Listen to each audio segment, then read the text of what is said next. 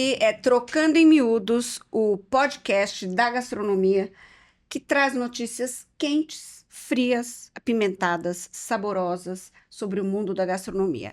E nós estamos recebendo hoje aqui Luiz Felipe Souza, chefe do Evai, premiadíssimo, uma pessoa querida que a gente conhece já há algum tempo, um cara jovem que vai contar um pouco como é que é o processo de criação dele, como que é a vida dele. Então, primeira coisa, tudo bem, Luiz? Tudo bem, um prazer enorme estar aqui, obrigado pelo convite, obrigado pela apresentação também, sempre, as apresentações da Prazeres da Mesa são incríveis sempre, me sinto super lisonjeado. Não tão jovem mais, porque eu já tenho, os cabelos já estão indo embora, mas... Não, mas é uma boa tática, né, esse negócio também de descolorir o cabelo, né? Exato. Aí, quer dizer, Mas você dá já as tatuagens escapa do também, acho que dá grisalho, uma... Eu acho que eu uma... vou começar a fazer umas tatuagens Ótimo, também, por ótimo. aparelho nos dentes. Vai cair bem. Bom, eu queria a primeira coisa mostrar esses desenhos super legais, que toda vez que eu vou, eu faço uma coleção, já não sei mais o que fazer, com tantos desenhos bonitos que são o próprio Luiz que faz. Conta pra gente, isso aqui ajuda no seu processo de criação? Vem antes ou depois? Vem depois. Na verdade, a gente faz todo o menu e em cima de cada menu a gente tenta colocar às vezes uma mensagem por meio da arte, Que né, faz uma significa sátira. uma vaquinha com tênis da Nike? É porque esse é um prato que tem uma carne que chama curraleiro do pé duro. Ah, E a gente fez uma vaquinha com uma bota da Nike de eu achei metal. que era que já era um tipo de merchan. Antes fosse, se quiser me patrocinar, a gente tá Pois aceitando, não tem problema. Essa daqui. Essa é a gente, um pouco de comic art, assim, né? A gente, pop art, a gente pegou meio que uma super-heroína aí, pode ser uma Mulher Maravilha, mas é um pouco mais David Bowie, assim, trouxe ela e é um prato de pasta, né, de massa, e ela tá aí sugando o espaguete. Sabe o que eu vejo, Luiz? Que você é um cara que, por exemplo, tem um gosto artístico, sobretudo as músicas, muito anos 70, muito anos 80 no máximo ali, a sua trilha sonora é muito especial. A gente, por exemplo, lá em casa, a gente gosta muito da sua trilha, né? Como que é essa influência? É uma coisa do seu pai, da sua Isso mãe? acho que veio da minha família, porque acho que eu tenho muitas memórias, assim, das viagens de carro, assim, pra Ubatuba, litoral, fazenda, assim, quando eu era pequeno, e ficar escutando essas músicas no banco de trás interminavelmente. Porque naquela época era CD, né? E o CD não trocava durante a viagem, então eu tocava umas 20 vezes o CD inteiro. Acho que eu fui gravando, isso ficou meio que implícito, assim, pra mim. É uma memória gostosa também. Eu perguntei pro Luiz quais seriam as músicas que definiriam ele. Vai lá. Cara, tem tanta música que até a playlist do Levi, se você for prestar atenção, ela tem de tudo, né? Assim, é até um pouco eclética demais, assim, às vezes. E aí eu acho que a gente tem um pouco de fases, assim, mas, cara, deixa eu ver. Eu acho que Rolling Stones, em geral, assim, é uma coisa que pro Levi definiu muito, assim. Quando a gente decidiu colocar uma playlist diferente, sair do óbvio do jazz, da bossa nova, que normalmente é esse tipo de música. Veio porque eu fui num restaurante em Nova York, e era um restaurante de balcão, super fine dining, tinha 12 estrelas Michelin já na época e tal. E em um determinado momento, assim, eu tava prestando atenção no serviço, igual sempre, né? Você fica lá, a cozinha tá todo sempre prestando atenção na cozinha, e lá no fundo, do outro lado do balcão, tinha uma caixa de som. E eu tava prestando atenção no serviço, de repente começou a tocar Rolling Stones, assim, eu falei, cara, como assim, né? Que foi um momento muito disruptivo, assim, pra mim, né? Foi uma coisa, cara, que eu não esperava escutar um rock naquele momento, naquele lugar, naquele restaurante, e achei aquilo me tocou. Porque foi, cara, muito legal isso, porque te transporta pra um outro lugar, assim, né? O rock and roll tem muito mais a ver com uma coisa de atitude, mas também fora dessa coisa muito formal, e eu não sou um cara muito formal, dá pra perceber, porque pinto o cabelo, tem tatuagem. E aí foi uma atmosfera que eu queria trazer pro restaurante. Aí começou dali, a gente começou a desenvolver essa parte das músicas e tal. E o Rolling Stones foi, na primeira playlist, assim, acho que ele foi 50% Foi um dos erros, né? Também, porque só tinha Rolling Stones e algumas outras coisas. Então você teve que ir mudando aos poucos. Ela vai sempre se atualizando também. Mas ontem tinha bastante Rolling Stones lá, eu Tinha. ouvi bastante. Mas você percebeu que também tinha uma coisa mais Brasil também agora? Tinha o Caetano achei Veloso, legal, bom, Gilberto achei bom. Gil. Bom, você está falando que você teve em restaurantes. Ultimamente você teve em algum restaurante que te marcou muito? Vários, né? Sempre, acho que todo restaurante tem marca. Ultimamente, se for falar Brasil, o que tem me marcado muito é sempre o Tuju. Acho que eles estão fazendo um trabalho lindo, maravilhoso. O lugar é muito imponente, assim, é algo que a gente ainda não tinha no Brasil, assim, um restaurante com essa estrutura, com esse tamanho, com esse porte e com tanta qualidade. E fora, sempre, pra mim, acho que o lugar, se for, escolhe um restaurante pra ir, e toda vez que eu vou é sempre marcante, é onde eu trabalhei, que é o Reale, lá do Nico Romito. E a última vez foi muito marcante, porque ele tava fazendo já um menu, ele entrou nessa fase de fazer um menu só vegetal. Uhum. E ele não tinha uma cozinha antes vegetariana, né? E eu tinha um pouco de receio. Cara, isso aqui talvez não seja tão legal. E, cara, foi uma das melhores experiências Mas que eu tive agora na é vida. só vegetariano? Lá ele sempre teve esse menu fixo, que é vegetariano, e você pode adicionar a carne se você quiser, como se fosse um adicional. Então, você quer comer um peixe, tem uns pratos à parte, né? Então, você adiciona uma enguia, que estava na época, ou uma carne, que precisa ser cordeiro. Ele trabalha um pouco nesse sentido. Então, a carne é como se fosse um suplemento, caso você queira. Se você for no menu normal, que é a experiência que ele desenha como essencial, ela é só 100% vegetal. Você entrou nessa vibe de aumentar o seu menu para vegetal? Para aumentar, sim. Eu entendi que... acho que o mundo vegetal também chega um momento que você começa a entender que ele te dá muitas possibilidades a mais, né? Se for pensar em recurso, assim, a gente tem sempre essa mesma estrutura da carne como a guarnição, né? O brasileiro principalmente, né? Inclusive, Não a gente, tem jeito de mudar isso? cara, pelo menos a gente tenta trabalhar Sim. dessa maneira. Então, assim, o vegetal hoje ele é 70% do menu, na verdade, e 30% é a proteína. São 2, 3 pratos que a proteína ali... Quando não, a proteína está sendo coadjuvante do vegetal, que é uma outra maneira de abordar também, né? Assim, você colocar, sei lá, um prato... Não sei se você lembra, uma vez a gente fez um espaguete com um couve-flor e o caldo de frango, né? Sim, Era só um lembro. caldo, Muito assim. bom, aliás. Então, isso traz pra gente também outro olhar, né? Outro prisma, de você entender que a proteína não necessariamente ela é... A gente tem essa mania de falar que o prato principal é sempre a proteína, Não, e não então, faz sentido, isso né? eu acho que eu sinto que tem que mudar, que a gente tem que dar uma Totalmente. quebrada nisso, Totalmente né? tem. Mas depende muito do cara que tá na outra ponta também, né? Do Exato, cliente que tá sentado. Não é só da gente, dos nossos quereres. Tem que entender, é. respeitar quem tá sentado na mesa e o que ele quer, né? Mudou muito o seu cliente? Fala pra gente um pouco dessa concepção que era o Evai inicialmente, como que era e o que virou. Em 2017, quando a gente abriu o restaurante, então eu tinha só essa experiência de Salvatore Loi, né? Aham. De cozinha italiana. Foi meu primeiro emprego, a minha primeira cozinha, o meu primeiro estilo de cozinha, e acabei me apaixonando por cozinha italiana. Só que no fim das contas eu também não sou italiano. Eu tenho ascendência italiana como boa parte dos paulistanos, mas não sou... Um super italiano. Não, assim, na minha casa não é que eu tinha a nona. Né? Na minha casa, minha avó, inclusive, era libanesa. Assim, a parte da comida que era representativa era da minha avó Kifuri, sabe? Assim, Sim. charutinho de uva, esfirra, quibe, essas coisas que a gente comia num jantar de família. Mas a única oportunidade que eu tinha e a única possibilidade possível de abrir um restaurante naquele momento era com cozinha italiana, porque era o que eu sabia fazer. Né? Aquilo onde eu tinha uma grande familiaridade. E a gente vinha de um restaurante, que era o próprio restaurante Salvatore Loi, que na época era um restaurante... Era o restaurante? Não, depois. Tá. O Salvatore Loi abriu um restaurante, chamava Salvatore Loi mesmo, que era no mesmo lugar onde... Loi, Isso. Loi, Loi Restaurante. Que era exatamente onde é o Evai hoje. E, assim, eu só tinha... eu vinha de um momento de 28 anos de idade, uma transição, onde aquele restaurante já era um restaurante reconhecido, renomado, um ticket médio alto. A gente pode até colocar aqui com talvez um fine dining de cozinha italiana naquele momento. Para uma realidade, um menino de 28 anos de idade, que estava se experimentando, primeira, né, vez que está realmente tendo sua própria cozinha. A ideia sempre foi ter um restaurante, então, de cozinha italiana, porque é aquilo que eu tinha relacionamento que eu dominava, mas também que fosse um restaurante muito mais inclusivo do que exclusivo. Então, um restaurante de giro, né, que assim, todas as métricas são completamente diferentes, mas assim, baseado no giro, então são menos metros, mais garçons, mesas mais próximas. Isso no seu plano...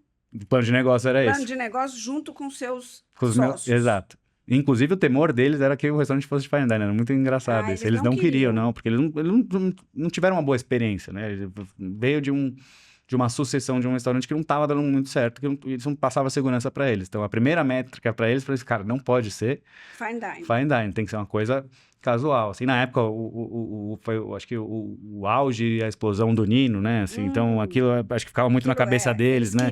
Eles queriam exato. Esse êxito. Eu já não queria, já sabia que eu não queria muito, assim, esse lado, mas eu entendi que a vida é assim, a gente tem que aprender a ceder e encontrar sempre meio do caminho, né? Ainda mais quando você tem sócio, Exatamente, que é igual um casamento, né? Meu Deus do céu. E aí a gente abriu, então, sendo esse modelo de restaurante de giro, casual, um pouco moderno, mas de cozinha italiana. Só que aos poucos, né? Com o próprio restaurante funcionando, e eu adoro falar isso, o restaurante, ele tem vida própria, ele que decide o caminho que ele vai tomar. A gente pode intencionar aqui, sonhar, etc e tal, mas o cliente que está sentado na mesa, ele que vai decidir quanto ele vai gastar, o que ele vai comer, se ele vai gostar ou se ele não vai gostar, se isso tá bom ou se não tá bom. E aí a gente começou a receber muitas reclamações. As primeiras reclamações foram carta de vinhos, porque ela era baseada num preço mais baixo. Nunca vi um negócio desse, gente. Nunca vi isso na vida. Eram vinhos até R$100. Então, assim, eu tinha muita demanda. Eu queria um vinho mais, né, corpulento, mais parrudo, que tenha mais complexo, etc e tal. E a gente não tinha isso na carta porque não era a intenção. A gente começou a investir um pouquinho. A intenção, na verdade, eu acho que você tinha uma visão mais jovial. Totalmente. Totalmente. E quem estava indo naquele lugar... Tinha essa expectativa de herança do que vinha do outro restaurante, Salvatore Eloy, que tinha ali, etc e tal. Então a gente começou a adaptar, só que também começou a adaptar da minha maneira. Então, ok, a gente começou a investir na carta de vinho, mas também não foram... Não é que a gente foi comprando Barolos Você foi lentamente. E Bordeaux, etc. Não, a gente foi lentamente investindo e coisas também em outras vertentes, outros tipos de vinho, mais achados, curadoria, etc e tal. A gente investiu em trazer uma sommelier diferente do perfil do que a gente tinha. Então, era também a Maria Emília, que hoje trabalha na Delacroix, incrível, que mudou nosso patamar também de vinho no restaurante. E você mudou a comida? A comida, em partes. O que aconteceu foi que a gente tinha um cardápio grande, extenso, com coisas que talvez não eram muito comuns também ali na época. Então, tipo, eu gostava de trabalhar muito com amargor pela minha experiência com o Nico Romito. Então, tinha muito radique, umas coisas mais amargas, uns sabores... São vinhas que não são tão confortáveis assim. Para os brasileiros. E uma estética também... talvez meio característica. Não, você olha o prato do Evai, você sabe que o prato do Evai que aquele prato é do Evai pela maneira estética. E eu sempre fui muito focado, perfeccionista, com essa coisa de querer que o prato seja muito bonito mesmo, porque eu acho que a gente começa comendo pelos olhos. Sempre acredito muito nisso, né? Isso tem que despertar um certo interesse. E eu tinha muitos pratos que não vendiam. Esses pratos que não vendiam, eu tive a ideia de fazer um pequeno menu degustação, mas eu selecionava literalmente os pratos que não vendiam para que eu não jogasse eles fora. Então eu forçava o cliente a comer aquilo que eu acreditava que era muito bom, que talvez um porco com radico não seja... Mas você chegava na mesa e falava, vendia. A gente criou o menu experiência, foi isso, né, que a gente chamava. A experiência... Confiança. Então eu pegava 5 pratos que estavam lá parados, que não vendiam, todo dia eu ia mudando, conforme, né, o que tinha, e ia montar o menuzinho. Aconteceu que isso começou a ser o produto mais vendido do restaurante, ao longo do tempo. Porque vinha resolvido também para ele, exato, exatamente. E a pessoa que está indo na primeira vez também sempre tem esse simples de querer conhecer o máximo, né, entender melhor, etc. Então vendia muito. Aí comecei a investir no menu degustação, porque era onde onde o cliente me dizia, aposta aqui, porque é isso aqui que eu quero. E aí comecei a partir para criar somente pratos para o menu degustação, porque os raciocínios, na verdade, são muito diferentes, né? Você vai fazer um prato desse tamanho, ele não funciona da mesma maneira que um prato desse tamanho. Né? Menu degustação não é só você diminuir as porções e fazer um catálogo. Isso que eu estava fazendo, entendeu? Não era muito... Não é o melhor do melhor. E a gente começou a desenvolver, então, os pratos para o menu degustação. Aí que me surge a bomba de Vieira, que a gente faz, é o único prato que a gente faz desde o começo do restaurante. Essa bomba tá ótima, essa desse menu tá ótima.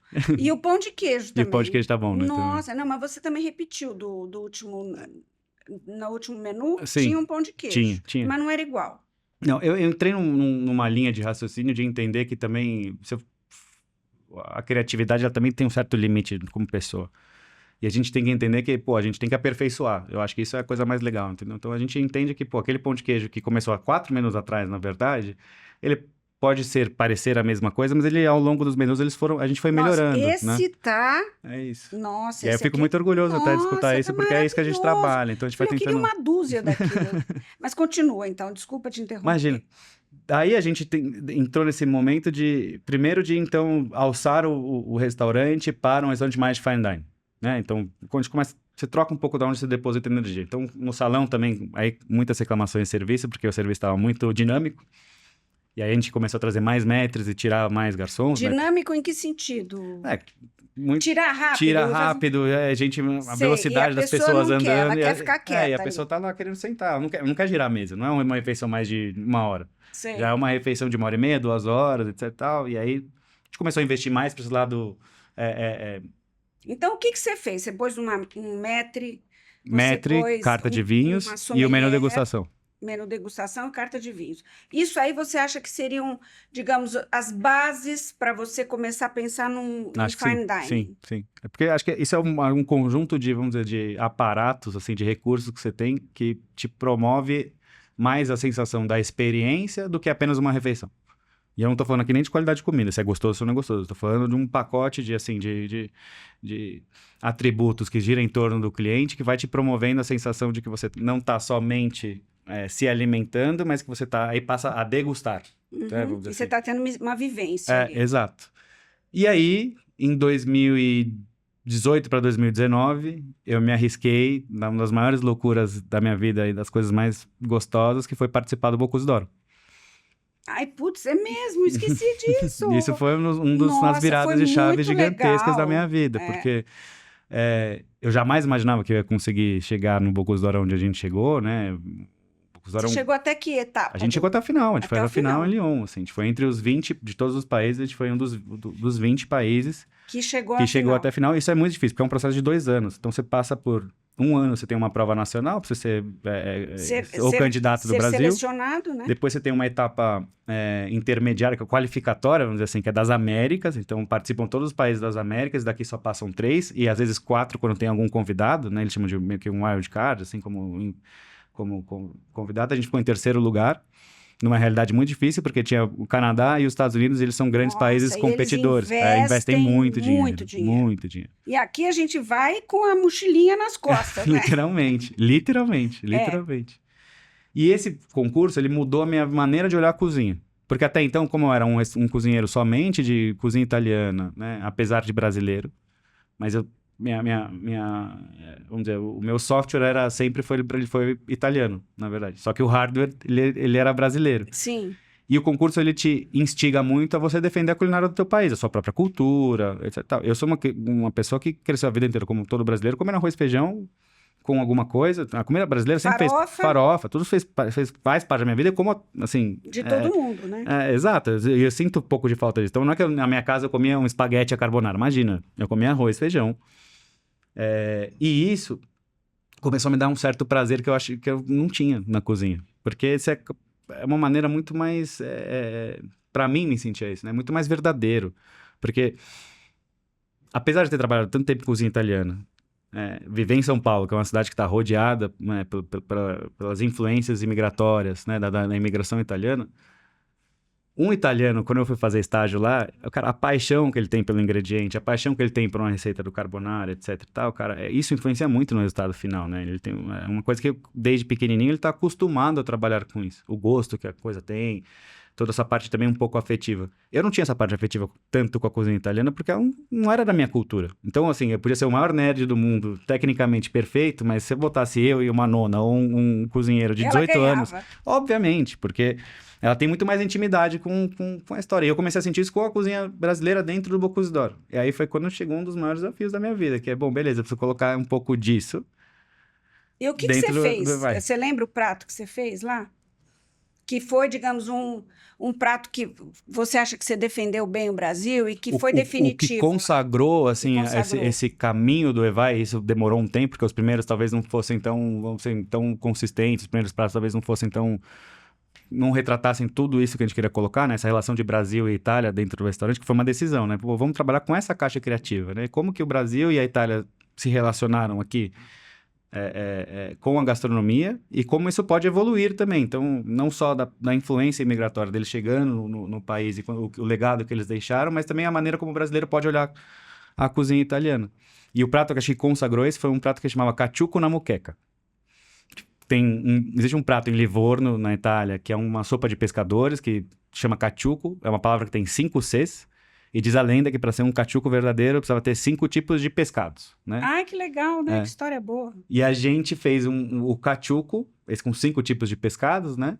Mas em vez de ser nessa água, nesse guazeto, nesse caldo saborizado, né? Digamos. Que Era italiano. feito num caldo italiano. Exato, a gente começou a fazer isso na moqueca. Então, Nossa, que a gente deve ter fez, ali ficado a gente muito conseguiu bom. fazer realmente uma junção, assim, de coisas que talvez não tinham, são muito similares, né? Porque a moqueca é Não deixa de ser um cozido, um né? cozido de pescados também, mas talvez com outras notas e tal, mas muitos ingredientes similares. Cebola, alho, tomate, os pescados, etc e tal, mas com algumas diferenças, e a gente juntou essas duas culturas e fizeram muito sentido no prato, que é a coisa mais legal e mais importante no final, né?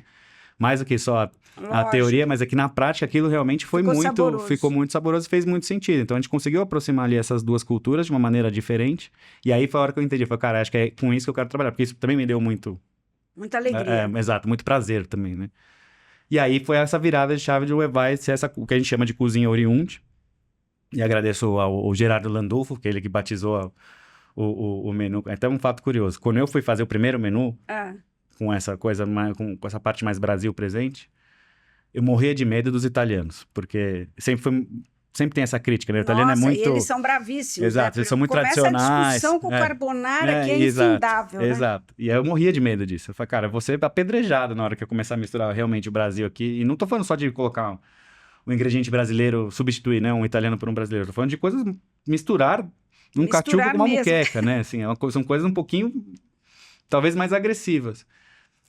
E eu conheci o Gerardo, que ele faz a semana de cucina italiana aqui no Brasil. E eu falei, bom, esse é o cara que eu acho que eu tenho que chamar para ele me dar o feedback dele. Porque ele se relaciona tanto com os brasileiros quanto com os italianos. Ele tá acostumado, né? A galera mais tradicionalista.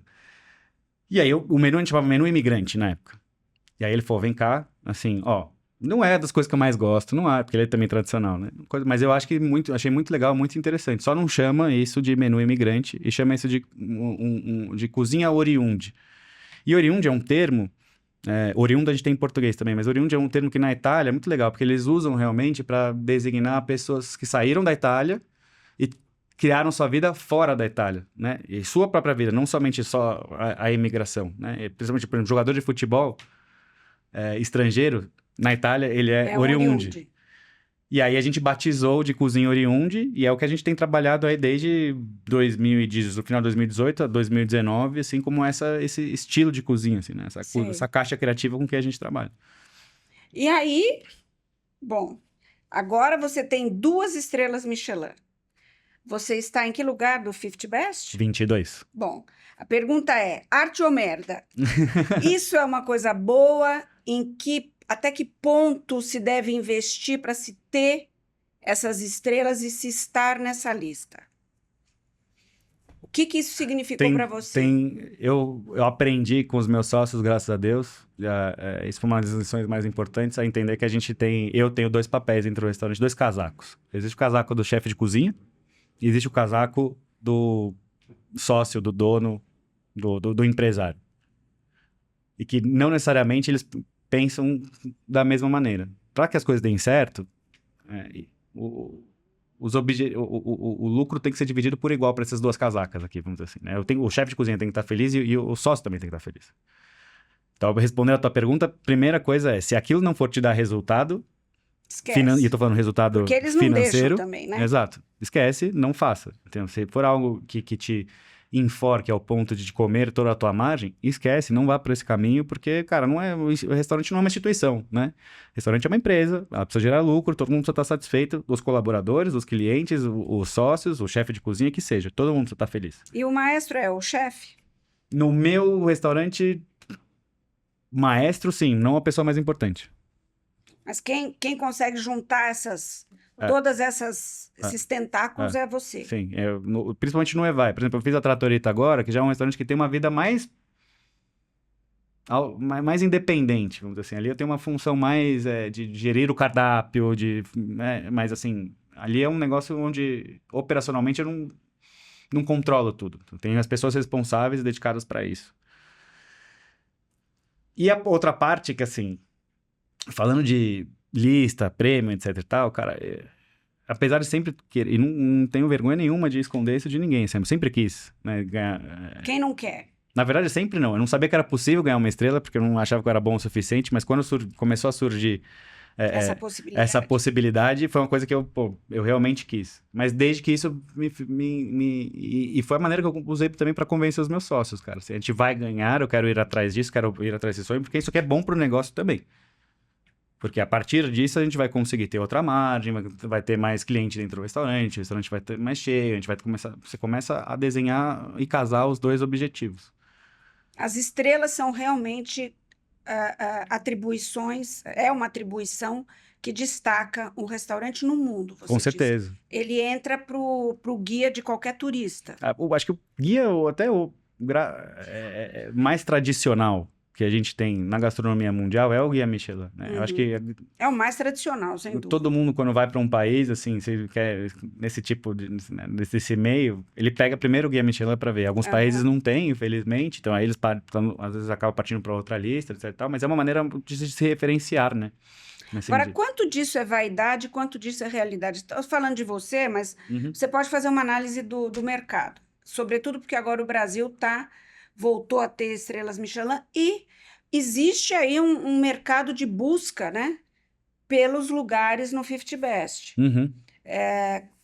Quanto disso é vaidade e quanto disso é uma realidade que vale a pena? A realidade, você diz, é o retorno que de fato te traz? Retorno e realmente diferença na sua vida, na vida do restaurante. No caso do Michelin, você já falou. A estrela Michelin, em verdade, ela mudou o patamar também financeiro do restaurante. Tá? Isso, você passou a cobrar mais.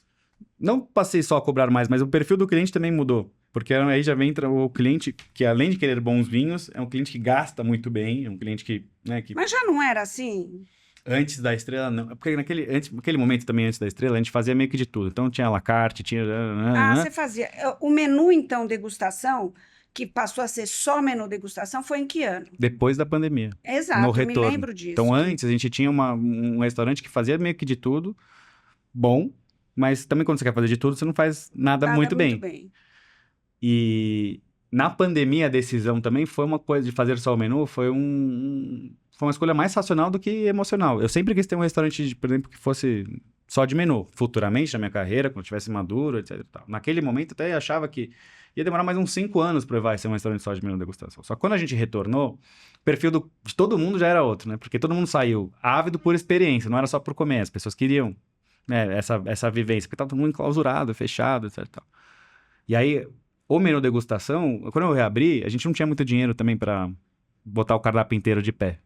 Tinha muita coisa, Mariela, tinha face shield, era muito investimento para você reabrir o restaurante, fora recomprar todo o estoque que estava parado. Nossa, nem sabe, não uma lembra dureza. Que a gente chora, né? A gente chora. Uma dureza. Mas posso falar, a pandemia também foi um dos momentos mais importantes da minha carreira e do Evai, porque ela mudou também. Virou o que a gente chave. é hoje é 70% do resultado da pandemia.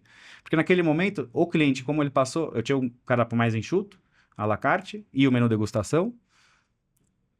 80% dos clientes foram no menu degustação e 20% passaram aí no à la carte. Isso gerava um baita no problema, porque quando você tem um prato dentro da cozinha que não sai também, isso gera um certo pânico no cozinheiro, travava, jogava muita coisa fora, porque tinha que produzir, não sabia se ia vender, etc. E foi quando eu decidi. Falei, cara, não é racional, a gente tá perdendo dinheiro porque a gente tá fazendo um à la carte agora. É o contrário, o jogo mudou, né?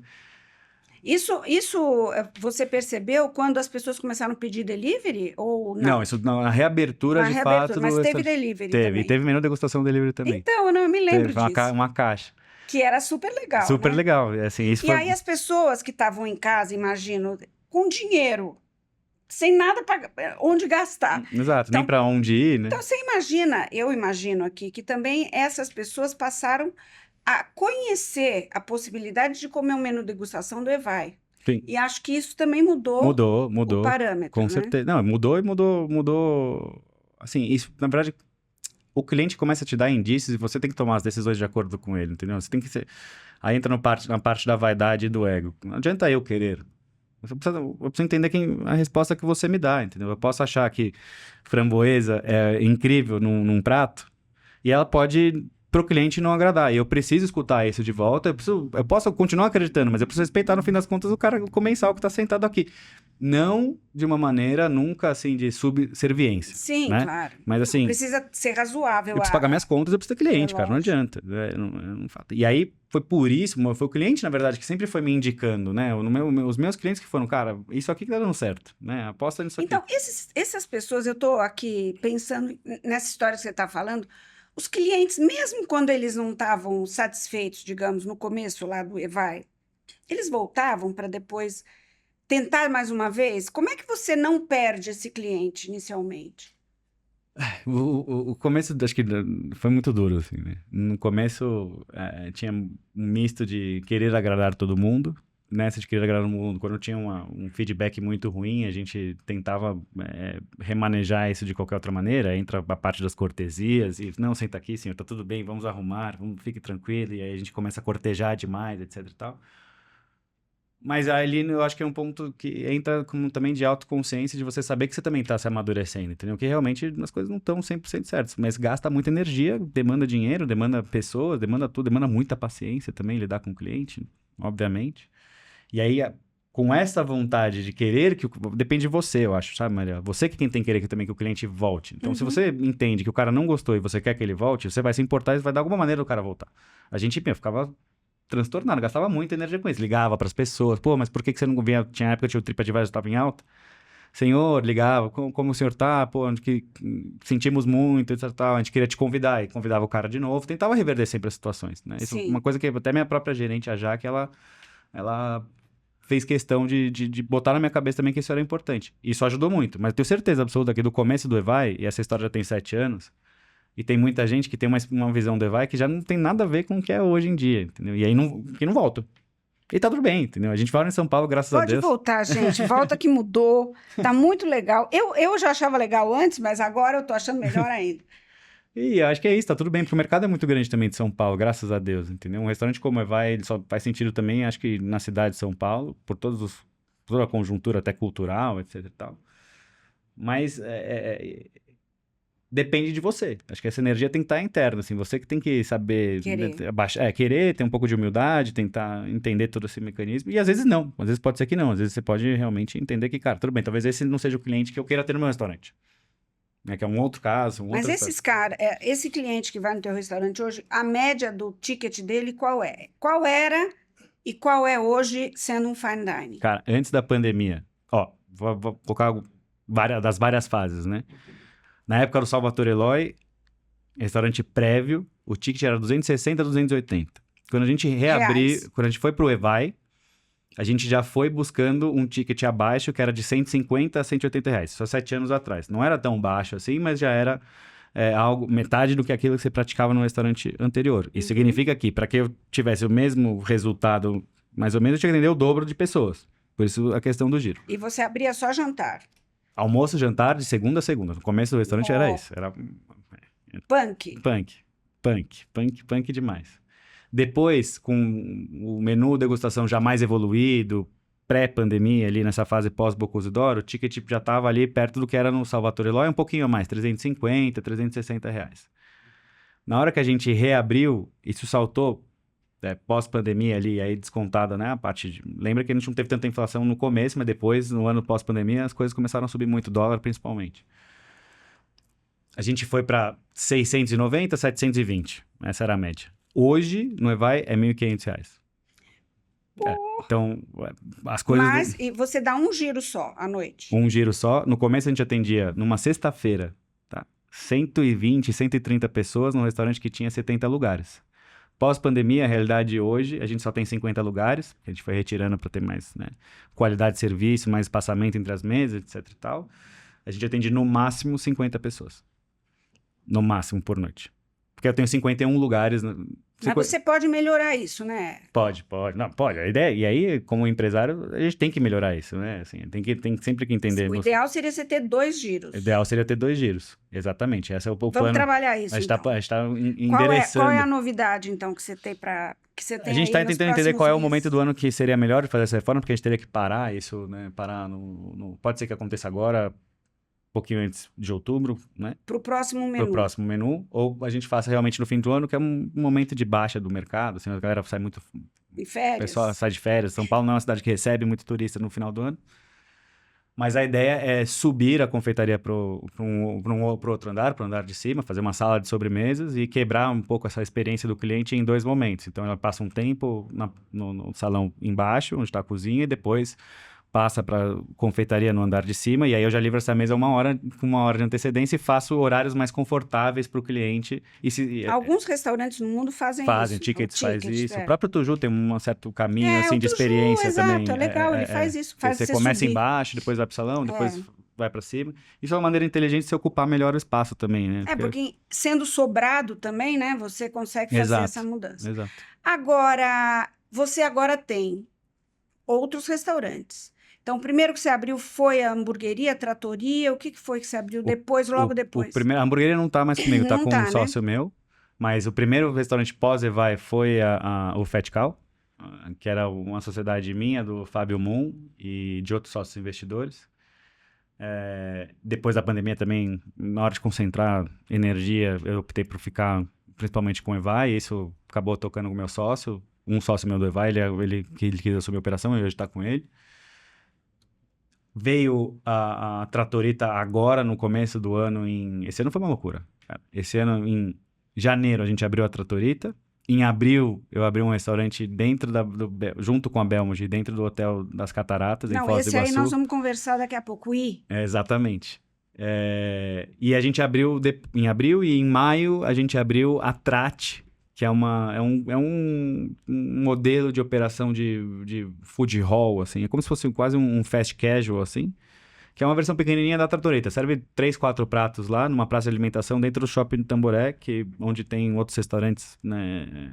Mas é uma praça de alimentação diferente do modelo que a gente conhece, de um monte de restaurante em volta. Sim. Não, é uma coisa mais, vamos dizer assim, mais aberta. Mais aberta, né? Com um pouco mais próximo de um restaurante do que uma praça de alimentação, né? Assim, Como é que você faz para administrar tudo isso? Quem é seu braço direito? Eu tenho muitos braços direitos. Você é um homem de braços direitos. Nada contra os canhotos, porque eu sou também. Cara, assim, o principal é o Márcio, que é esse meu sócio que faz toda a parte administrativa do restaurante, né? Então, ele cuida debaixo dele. Hoje já tem toda uma estrutura, mas tem o RH, tem o financeiro, contas a pagar, contabilidade, que tá isso com ele, e da parte operacional fica comigo. E debaixo da parte operacional eu tenho no Evai a Jaqueline, que é a gerente de sala, né? A Bianca, que é a chefe da cozinha fria. Não, a Bianca foi... Além de chefe de confeitaria, ela... tá pondo a mulher para trabalhar, né? Lógico, tem que colaborar também, tem que colaborar. Não, eu acho que é um crescimento também profissional dela. Claro. Né? Assim, já mudou bastante, né? O perfil da Bianca já mudou bastante. Hoje é um outro escalão de profissional. Na Tratorita, eu tenho um chefe de cozinha que foi meu subchefe do Evai durante muito tempo, que é o André Miranda. E ele é chefe de cozinha na Tratorita, é um outro modelo, ele realmente... Mas ele que cria os pratos, ele que faz... A gente cria em colaboração, né? Assim, ele traz as ideias dele, eu trago as minhas, né?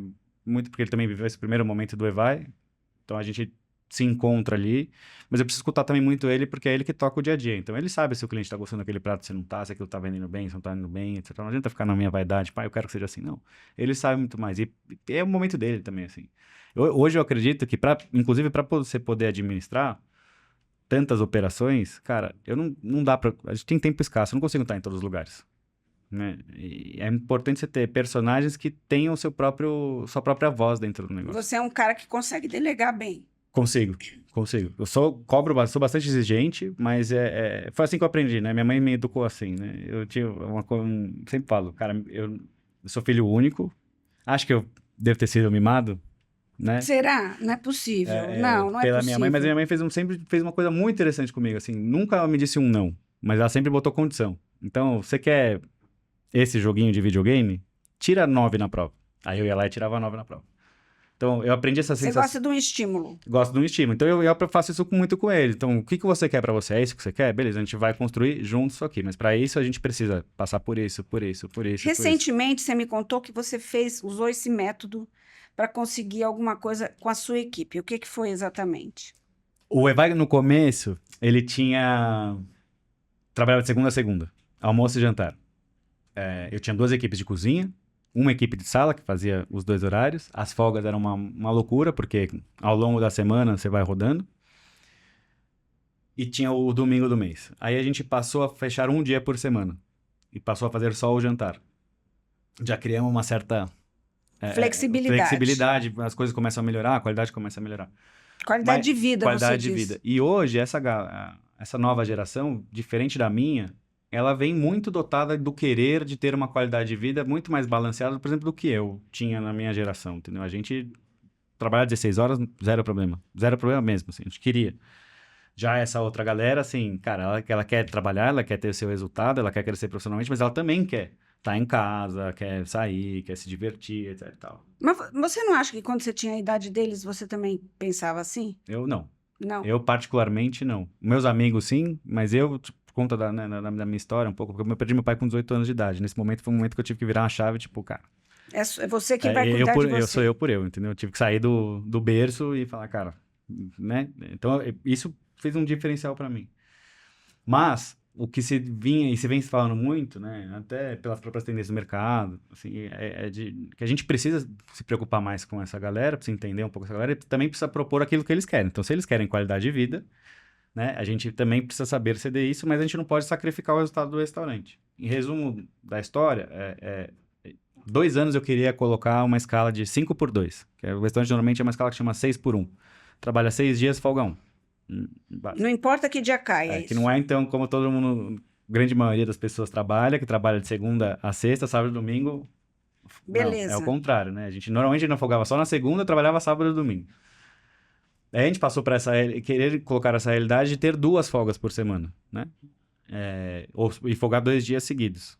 Só que isso o que faz? Na prática, você tira um dia de faturamento do restaurante. Ou você tem que aumentar e muito a sua equipe para cumprir com essas folgas. Então a conta não fecha. A gente estava trabalhando folgando de domingo, trabalhando de segunda até sábado, só com o jantar. E eu queria sempre dar essa oportunidade de folgar 2 dias. Mas eu nunca tive a equipe que me deixasse seguro para isso. Mas chegou um momento que eu falei, tá bom, vamos fazer o seguinte, vamos equilibrar isso aqui. Ó, a gente quer dar um dia a mais de folga para vocês, mas para isso a gente não pode sacrificar o faturamento do restaurante, porque as contas não vão ficar em pé. A gente vai ter que trabalhar no sábado 2 vezes e fazer um almoço no sábado. Então a gente trabalha de terça até sábado, sendo que no sábado faz almoço e faz jantar, mas em troca disso, se tudo der certo, porque compensar um almoço num restaurante fine dining de sábado não é tão usual assim. A galera gosta de ir à noite para esse tipo de experiência. Eu fiz um trato com eles. Se a gente conseguir fazer o sábado funcionar, vamos fazer um teste de 6 meses. Se o sábado virar alguma coisa importante, a gente mantém. Senão, a gente vai voltar. Mas aí a folgaria que dia? Domingo? Domingo e segunda-feira. Então, a gente Nossa. passou a fechar o domingo e a segunda-feira. Um final de semana de cozinheiro / garçom, né? Mas com uma condição de que, para que aquilo perdurasse, ou que tivesse sucesso, ou que funcionasse, dependia também muito mais deles do que de mim. E aí foi muito legal, porque aí você vê o comprometimento das pessoas com o objetivo, que aí é um objetivo 100% em comum de todo mundo, muito maior. Então, eu vi muito durante os primeiros meses foram muito difíceis ali no sábado, porque era uma novidade também, mas todo mundo muito empenhado de querer ter cliente lá. Então, eles ligavam para os clientes, falavam, cara, a gente abriu sábado, tá? Não como se isso partisse de mim, aí já partiu deles, entendeu? Você vê a equipe também já crescendo aqui.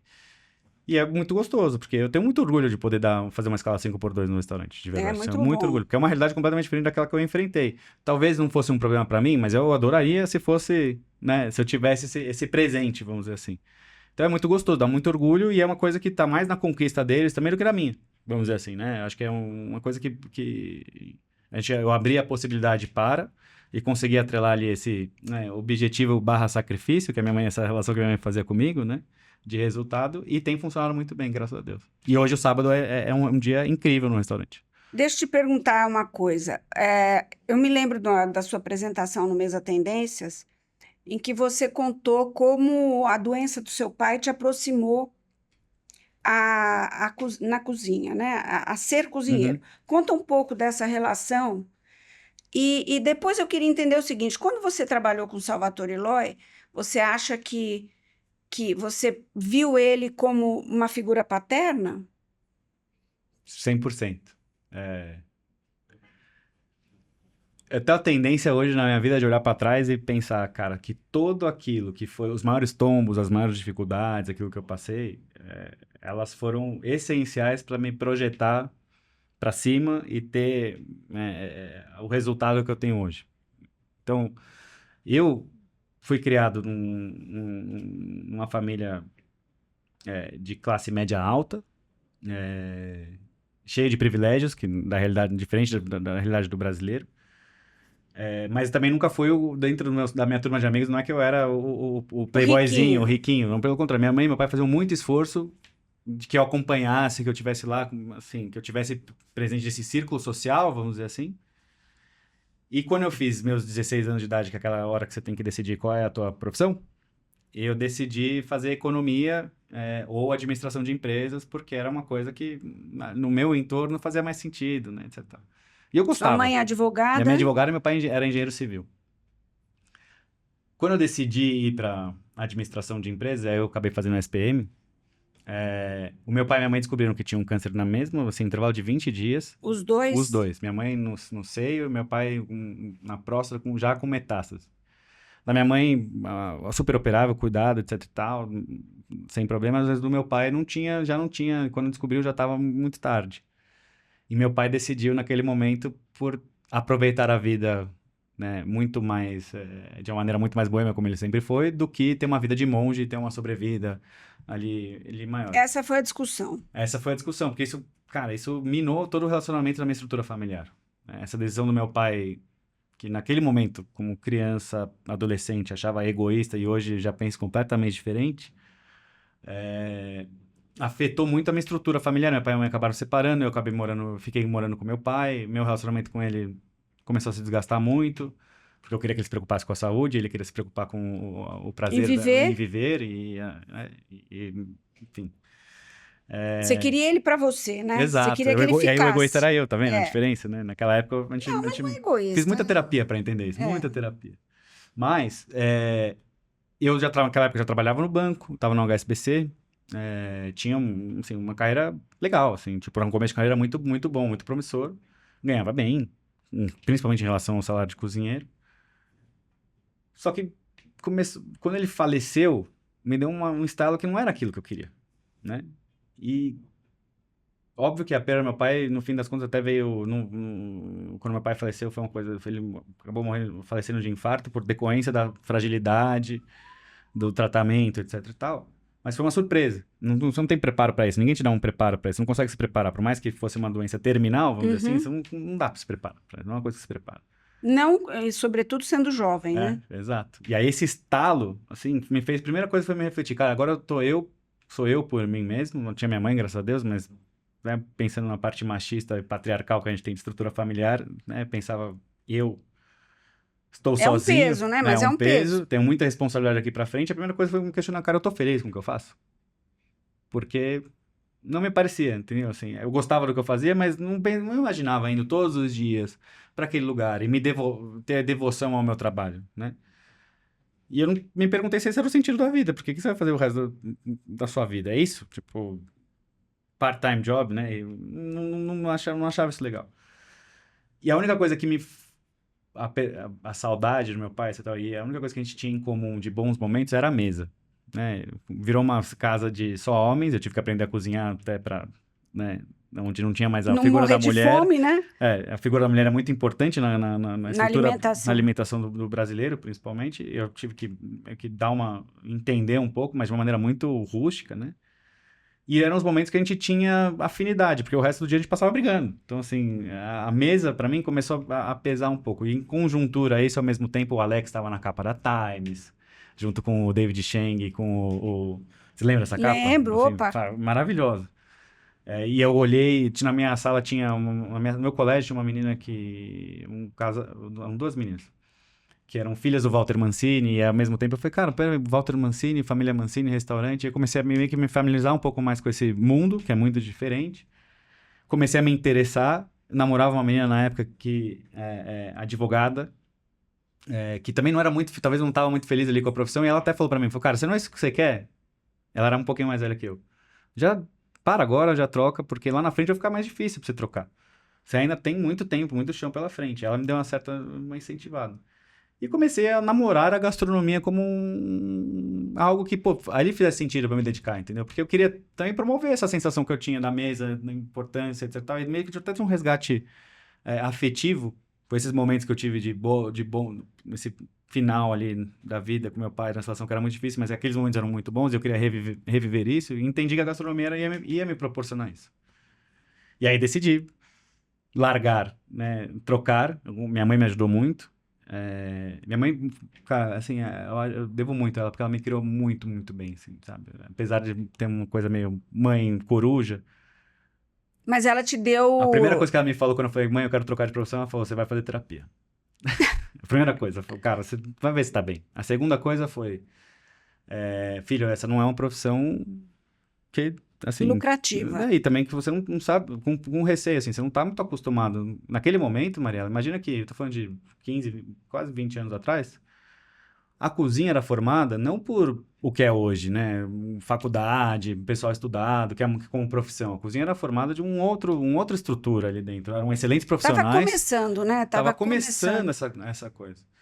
E muita gente entrava, como até hoje acontece, graças a Deus, mas muita gente entra na faculdade querendo um sonho de sair chefe de cozinha e muita gente desiste porque entende que a realidade não é essa na prática. Então, minha mãe tinha esse receio comigo.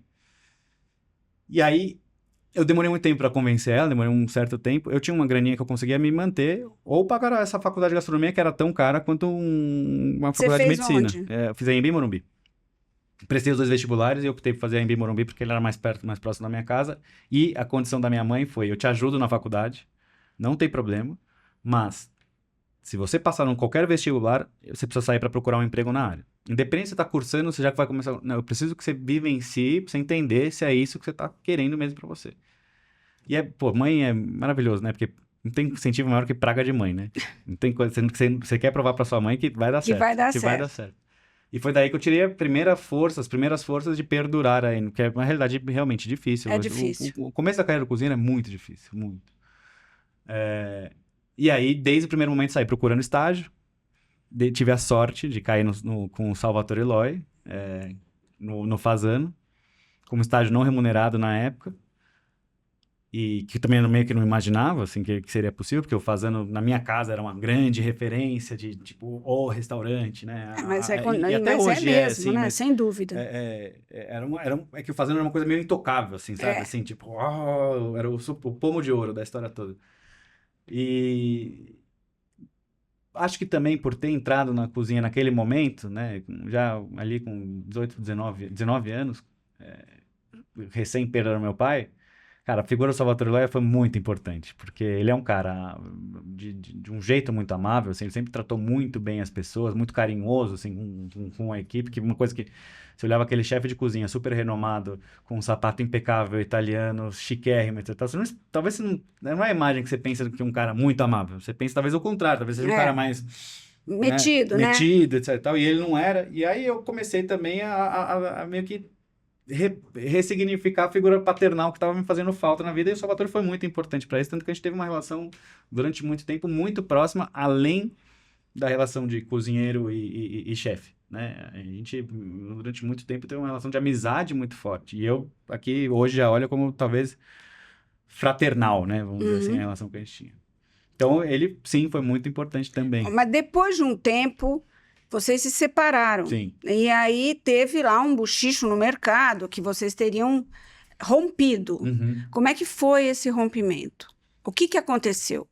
Aí entra, ó, então eu estou falando do falecimento do meu pai, aí entra a segunda catapultada da minha vida, projeção para cima, diante de uma coisa muito, de um evento Chato. chato. A gente abriu o restaurante Salvatore Eloy em 2015, ele durou 2016, no final de 2015, né? O projeto começou em 2015, desculpa, ele abriu em 2016, no comecinho do ano. 2016 foi um ano que o restaurante estava sempre cheio, um sucesso de público, mas não era um restaurante que deixava resultado. Os sócios, que hoje são meus sócios, decidiram parar de colocar dinheiro, chamar um Salvatore, cara, você precisa acertar essa operação, porque ela não está E o funcionando. Salvatore, como um bom italiano temperamental, ele fala, é isso que eu quero e acabou. Falava, eu acho que hoje ele não fala mais. Acho que o Paulo Barros botou ele na linha, hoje né? hoje ele tá muito bem acompanhado e acho que entendeu também. Acho que a gente vai aprendendo na vida, natural, né? Lógico. Mas Acho como é que que era? Era assim. Isso foi, na exato, verdade, um momento sim, em que os sócios falaram, vamos dar um break. vamos dar um break, você precisa... E ele também nunca entendeu, naquele momento, eu acho que ele não entendia muito bem, acho não, né? Ele não tinha uma visão muito concisa do financeiro do restaurante. Pra ele também era um pouco estranho. Pô, o meu restaurante tá cheio, por que não tá dando resultado? Ah, Só que, cara, tinha não sei quantos metros, salários altos. altos, etc, tal. A precificação dos pratos não estava adequada, mas Queria. ele tinha muito isso, assim, pô, mas esse é o prato mais que tá vendendo. Eu falei, tá, ok, mas o CMV é muito alto. Não, mas vamos continuar assim, a gente ganha em outras coisas. Então, a conta não acabava se equilibrando, sabe, no final. Isso gerou um estresse de administração entre os sócios e ele, e ele me chama em janeiro de 2017 e fala, bom, Felipe, isso já tinha 12 anos quase 12 anos de trabalho, no final do... Bom, vou contar aqui coisas que talvez não antes contadas, hein, ó. É um baita Grande momento. grande momento. No final de 2016, virada de ano fiscal de 2016 para 2017, a gente tem um regime tributário que se chama Simples, certo? Uhum. E isso depende do quanto você tem de faturamento. Só que a partir do momento que você é sócio de outras empresas que também têm um faturamento, e você entra nessa aqui, você olha como um conjunto econômico, não só como essa empresa está faturando, dependendo da porcentagem que você tem desse negócio. Então, você acha que é acima de 40%, se eu não me engano, já conjuntura como um grupo econômico. Na prática, o que significa? O Salvatore era sócio do restaurante, mas ele ainda estava saindo da sociedade lá do Ló Restaurantino com o Ricardo, aí trâmites deles ali internos, Com o negociações Ricardinho. com o Ricardinho. E a gente não podia virar o ano fiscal com o Salvatore Eloy como empresa, sendo sócio Das duas. das duas. Do Ricardo ainda estava no imbróglio deles, que ia demorar um certo tempo, não sei até hoje como isso se resolveu. Mas ele não podia estar na nossa empresa, porque senão a gente ia ter uma tributação muito mais alta. Ele me chama e me pede, Felipe, você pode assinar como sócio só nessa virada fiscal, depois a gente... mas foi claro, chefe, não há problema nenhum. O seu amigo. Ah, meu amigo, praticamente meu pai da gastronomia, né? Assim, o Salvador me deu eu faço questão de dizer, ele sempre me deu todas as plataformas possíveis para eu ser o profissional que eu sou hoje. Assim, ele me deu todos os recursos possíveis. Tem mérito meu? Tem, mas tem muito mérito dele também. Ele me ensinou muita coisa e me proporcionou Coisas muitas legais. possibilidades, né?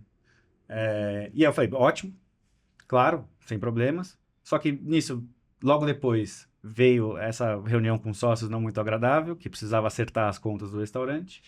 Em janeiro ele me chama e fala, Felipe, infelizmente eu tenho que te desligar.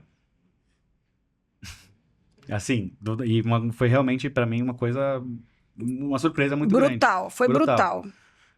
Eu tenho que pensar aqui na minha vida, na minha família, etc e tal, muita coisa E aqui. você tinha assinado para... Sim. Era o seu nominho que estava lá. Sim, no papel, o sócio da empresa era eu. E eu falei, ok, chateei, ok, entendo, né, vida que segue. Vou procurar aqui fazer a minha vida, sinto muito, não queria que fosse assim, achei que poderia ser uma transição mais tranquila, até falei isso pra ele e tal. Ele falou, não, sinto muito, também não queria que fosse assim, beleza. Você chorou em casa? Muito, mas igual um bebê, assim. Cara, foi uma notícia, foi um baque muito grande. Primeiro por causa do meu emprego, porque eu não sabia o que eu ia fazer, eu nunca tive planos de ter Depois de tanto tempo trabalhando com ele, pra mim, eu me via, assim, seguindo o trabalho dele, sem querer ter... eu tava no restaurante, inclusive, dele como meu. Até assinei lá como sócio, assim. Eu trabalhava para ele, mas de uma maneira muito agradável, assim. Aquilo me fazia muito bem. Eu não pensava em ter meu restaurante mais, sabe? Eu pensava em construir uma carreira ali ao lado dele. E quando isso aconteceu, me deu um susto. Cara, o que eu vou fazer agora? Porque agora não tava nem zero planejado. Não... Você tinha quantos anos aí? 26, 27? 27. Eu saí, eu tinha... Cara, quando eu tava sem dinheiro, eu pagava do meu próprio salário, assim, os boletos atrasados, etc e tal, porque eu queria fazer o negócio funcionar.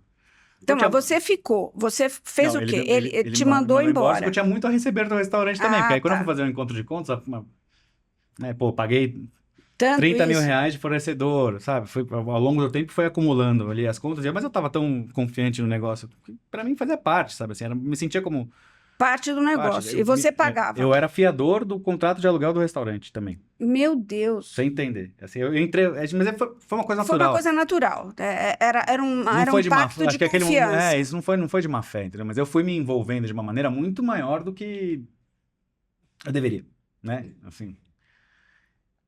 Quando eu fui sair, eu falei, só preciso entender, eu acho um pouco chato conversar isso com você, chefe, mas eu tenho uns acertos a serem feitos, tem muita coisa a ser acertada, porque agora tem que pensar também no meu futuro. Então tinha uma conta alta de receber da empresa, numa empresa que não estava gerando lucro nem resultado. Falei, cara, posso falar isso com o Guilherme, que é era o sócio investidor, e é meu sócio investidor até hoje, que ele né, e representa todos os sócios, porque é um grupo de 5 sócios. Ele era a ponte, posso resolver isso com ele? Ele falou, pode. Quando eu levei lá a conta pro Guilherme, o Guilherme cara, quase infartou. Morreu. Ele falou, meu Deus do céu, como isso aconteceu? Eu falei, Guilherme, sinto muito, etc e tal, mas bom, aproveitando, a gente precisa trocar o contrato social, que está no meu nome, a gente precisa trocar o fiador, porque agora eu preciso seguir a minha vida, etc e tal. E o Guilherme, naquele momento, falou, você vai fazer o quê depois daqui? Eu falei, não sei, eu tenho uma ideia, talvez, de fazer um restaurante balcão, que não tenha serviço, porque eu não gostava muito de serviço naquela época de garçom, tinha aquela coisa de meio de cozinheiro contra, sabe? Sei. Cozinha O salão contra é sala. lá, eu sou aqui. Então, não quero um balcão, uma coisa simples. Lembra do Capivara? Eu queria Lembro. uma coisa meio Capivara, assim. Sabe? Era legal. Eu queria uma Capivara, coisa né? tudo, mas super pé no chão, etc e tal, não. Ele falou, pô, legal, vamos fazer o seguinte, eu não consigo te pagar tudo agora. Tô disposto a ser seu sócio nesse negócio aí. Vou atrás também de levantar esse investimento. Eu queria ir para Nova York para fazer esse estudo de cenário, porque naquela época Chef's Table era Nova York é onde tinha, né? Aí ele falou, bom, eu te dou aqui, adianta essa grana para você ir, fazer a viagem e tal. Na volta a gente começa a falar do seu projeto. Falei, beleza. Enquanto isso, entendi que tava tudo, os trâmites sociais do contrato social estavam andando, né? Eis que voltei, fui para Nova York, passei um mês de fevereiro, março, voltei, comecei a procurar ponto. Eu juro por Deus que isso é uma história verídica, assim. A gente estava, olha só, loucura. Eu estava com o Guilherme visitando um ponto na Manuel Guedes, para fazer o restaurante, né? Visitando e tal, já discutindo termos do contrato com o cara. Toca o telefone do Guilherme, o Guilherme sai da sala, volta, também branco de novo, olha para mim e fala, cara, a gente precisa conversar porque a gente tem eu tenho um problema agora. Saí com ele, falei, o que foi? Me ligou o jornalista tal, do meio de comunicação tal, me informando agora que o Salvatore Eloy não faz parte mais do restaurante Salvatore Eloy. A gente sabe quem é esse jornalista, tal? Sabe. Sabe. Eu falei, Pode falar, é o Arnaldo. Arnaldinho, foi Arnaldo você. Aveiro. E ele ligou pro Guilherme, então não tinha nada a ver com isso, né? E o Guilherme me veio com isso e falou, cara, só tem um problema. 2 problemas a gente tem. Eu não vou conseguir levantar o dinheiro para fazer o seu restaurante, sinto muito. Porque agora eu preciso reinvestir. Não sei o que eu vou fazer com o restaurante. O restaurante chamava Salvatore Eloy. O cardápio era 100% dele. Ele era a figura 100%. Central. E de um dia para o outro, ele literalmente saiu da operação. E o segundo problema é que o seu nome ainda está no contrato social. Nossa, mas isso aí foi o destino, né? É impressionante. Foi impressionante. Só que qual é o problema? A empresa já tinha 4 milhões de dívida. Nossa. Estava alavancada em 4 milhões. Com fornecedores, com banco, Os sócios etc. deviam estar tendo realmente noites de insônia. Noites de insônia. E eu falei, não posso assumir isso. Então, assim, primeiro que era uma coisa muito maior do que eu estava imaginando. Depois pensei, cara, não é legal. Por mais que assim, tenha terminado dessa maneira, pô, não é legal, sabe? Assim, eu assumi o restaurante do meu ex-chefe, uma coisa que, sabe, aquela história meio... Não é estranha, né? Estranha. E aí o Guilherme falou, tá bom, então liguei pra minha mãe advogada, né? Liguei pra minha mãe desesperada também, mãe, tô com esse problemão, como é que a gente resolve? Tentamos resolver... Como advogada, ela também deve ter te puxado a orelha. Minha mãe é de leão também, né? Então ela virou realmente uma leoa naquele momento. Eu ficava, mãe, para, pelo amor de Deus, não é pra criar tanto problema. Ela falou, você tá maluco? Cara, ela ficou muito chateada. A gente tentou resolver isso diretamente com o Loy, mas acho que o Loy também naquele momento não tava num momento também bom. Né? Muito pesado. E ninguém, no final das contas, a gente não teve resposta. E aí, sabe quando você pega também e fala assim, quer saber, meu? Vou fazer esse negócio acontecer também, sabe? Assim, uma hora eu peguei e falei, cara, quer saber? Eu nunca vou ter essa oportunidade na minha vida. Quem que vai investir em mim pra ter um restaurante desse tamanho, com essa cozinha? E a cozinha é super bem equipada. Cara, tudo lindo. Tudo lindo. Eu falei, cara, pra eu conseguir isso, na verdade, isso aqui, na verdade, é uma puta 4 milhões de dívidas. Com 28 anos, 27 anos de idade, você acha que isso é nada, tá? Assim, você pensa aquele complexo de super-homem. Tipo, que são 4 milhões de divérticos? Imagina! Pra quem deve... Que isso, eu sou super-homem, incrível, etc e tal. E falei, quer saber, eu vou fazer essa coisa acontecer, né? E eu vou fazer acontecer. Tá bom, eu liguei pro Guilherme e falei, Guilherme, quer saber? Vamos fazer, vamos. Só que a única coisa que eu vou te pedir, e eu falei isso também verdade, a única coisa que eu vou te pedir é que eu não vou fazer lasanha. Porque a lasanha do Loi é a mais famosa, etc e tal, talvez a mais copiada e né, uma coisa icônica, assim, mudou. Essa lasanha você vê em vários outros lugares que nem sequer tiveram agora relação no MoMA tem, Tá no próprio restaurantino ainda tem até a discussão dos dois lá, quem que é lasanha, né? Isso são as histórias legais, são os miúdos da gastronomia. E aí eu falei, cara, a única coisa que eu não vou fazer é lasanha. Só isso, tá? Aí o Guilherme falou, cara, você tem certeza? Mas é o prato que mais vejo. Eu falei, não vou fazer isso. Eu acho que eu preciso fazer a minha história também. Não dá pra, né, pegar as dívidas exato. E as criações do Loi. Fiz uma outra lasanha bem diferente do que era a do Loi, assim, pra acalmar e chegar no meio termo. Que não era meu prato favorito, mas também era um prato que vendia muito bem, infelizmente. Infelizmente não, vai. Sei lá. Assim, eu acho que tem que ser a César o que é de César, sabe?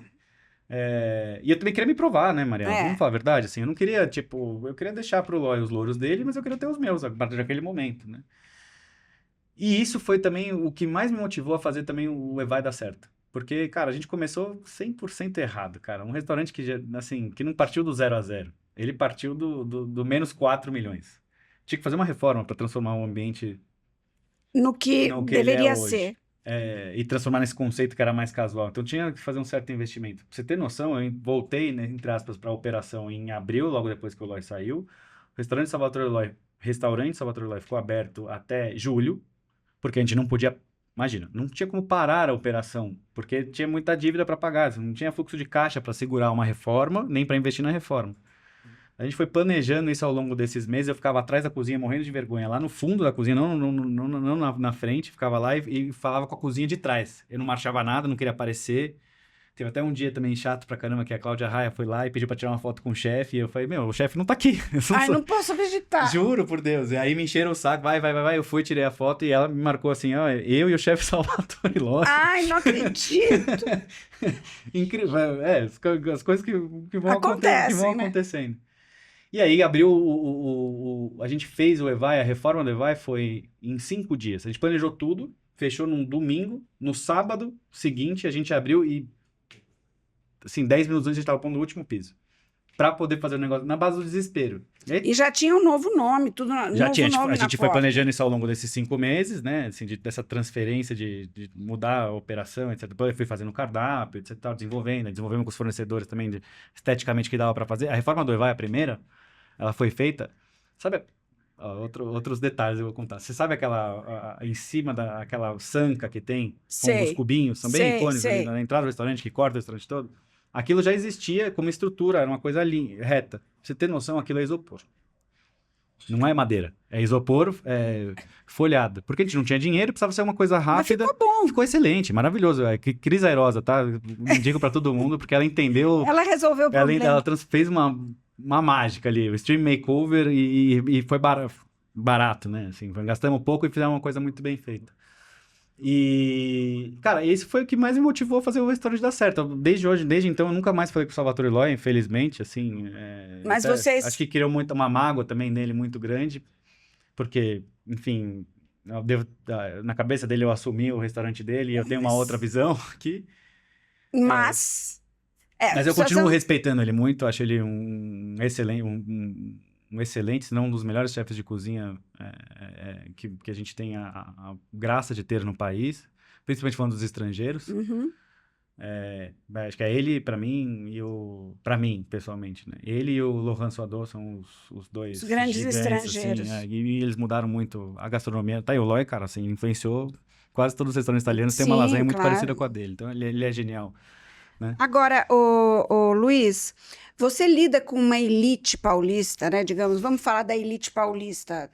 As pessoas que frequentam o seu restaurante, para o bem e para o mal, são pessoas ricas, são pessoas teoricamente cultas ou bem educadas. Quais foram os perrengues ou as coisas que já aconteceram memoráveis que esse público fez? Foram tantas, assim. Tantas. Foram. Tem alguma que te recorda tem mais? Tem uma que é muito fresca, ainda que não faz tanto tempo assim, mas que foi um dos maiores absurdos, assim, da minha vida. Mas, assim, existem as pessoas que são ricas de cultura e de alma, e tem as pessoas que são ricas de dinheiro e não necessariamente assim, elas estão na mesma pessoa, né? E, graças a Deus, o Evai tem muito mais os ricos de cultura e de alma, e que não necessariamente são extremamente ricos, mas também tem uma porcentagem dessa galera que... Até vi a Paula Carosella num baita entrevista. Que ela cara, também falou a Paula isso. é incrível, assim. Eu acho ela... mas ela até fala, cara, assim, que a gente precisa sair dessa coisa da subserviência, entendeu? Então, cansa um pouco a gente entender que, pô, você vai num restaurante para que o chefe cozinhe o que você queira, para que o garçom te faça o que você queira. Assim, isso de subserviência. Essa coisa de subserviência é muito antiga. É uma coisa de país enraizada culturalmente, né? Exato, porque a gente... colônia de exploração, além de tudo, não é só escravocrata, né? Colônia de exploração, então, desde sempre, a fundação do país... da colônia foi assim. Era explorar, era chegar e tirar o máximo, para espoliar e levar e não retornar, né? Não dar de volta. E por isso que eu também não gostava do serviço. Desde então eu não gostava, porque eu fiz vindo fazendo, é uma escola de serviço incrível, mas que ela é muito baseada também nesse cortejo permanente, às vezes até doentio, né? Ao cliente, né? Tem histórias incríveis que me inspiram até hoje, de coisas de serviço do fazendo, mas coisas que eu falo, cara, isso aí já é demais, gente, pelo amor de Deus, assim, já passa por um momento de desrespeito. E às vezes tem os clientes que chamam garçom assim, né? Sabe? Porque é bem o tipo, né? O cara nem tem a capacidade de olhar no olho e falar, amigo. Não, igual tá chamando um cachorro. E recentemente a gente num jantar do Evai, desses, me chegou uma dupla de casais que já estavam um pouquinho alegrinhos, já tinham tomado uma. Chegaram já... Ó, no Evai, isso é super bem-vindo, tá? Porque, assim, ali é um lugar onde a gente tem fine dining, mas a gente quer que as pessoas estejam realmente relaxadas, felizes, etc. Tal. Não há, assim, essa coisa, tipo, você não pode ir de bermuda, de chinelo. Nada a ver isso. Assim, a gente quer que as pessoas vão de bermuda, de chinelo, à vontade, como tem que ser. Só que eles chegaram um pouquinho mais alegrinhos. Depois fui entender, mas são pessoas importantes da alta sociedade, sei lá de quê, da onde, da fundação, não sei o que, né? Pessoas que se têm um cargo social, se posso dizer assim, que se julga assim importante. Chegaram, a gente tem no Evai uns adicionais também. Então você tem lá, você pode adicionar caviar, você pode adicionar o wagyu, cada cliente, né? Que não necessariamente é obrigatório, mas isso tem um custo adicional e de acordo com o valor que o produto custa, porque assim, o wagyu custa muito caro, é um produto excelente, caviar também, mas custa muito caro, então reflete o valor no final. Isso torna a conta muito mais cara do que ela já é, né? E aí, quando chegou lá para serem atendidos, etc e tal, a minha maître foi recebê-los, explicou o cardápio, etc e tal, e perguntou, vocês deram uma olhada no cardápio, viram sobre os adicionais, querem adicionar alguma coisa, etc e tal. A resposta, nem olhava na cara dela, a gente quer tudo que a gente tem direito do melhor. Pode me servir tudo. Imagina que na posição também da pessoa que está atendendo, ela não pode...